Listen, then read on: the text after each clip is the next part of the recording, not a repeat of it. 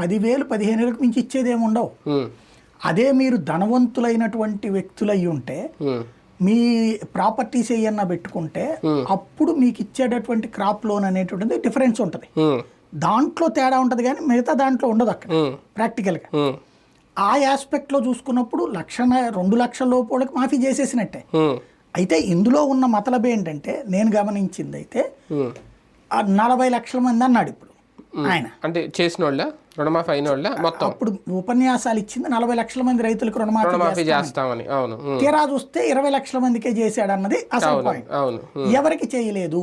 గతంలో చంద్రబాబు గారు ఆంధ్రప్రదేశ్లో చేసినటువంటి తరహాలోనే ఓ సిస్టమ్ తీసుకొచ్చి ఉద్యానవన పంటలు, తర్వాత దాన్ని ఏమంటారు కమర్షియల్ క్రాప్స్, ఇట్లాంటి వాటికి చేయకుండా కౌలు రైతులకు కూడా చేయకుండా అన్నటువంటిది. అది వీళ్ళు ఆ పాయింట్ రైట్ చేయరు. వీళ్ళు ఏమంటారు అసలు చేయలేదు అని అంటారు.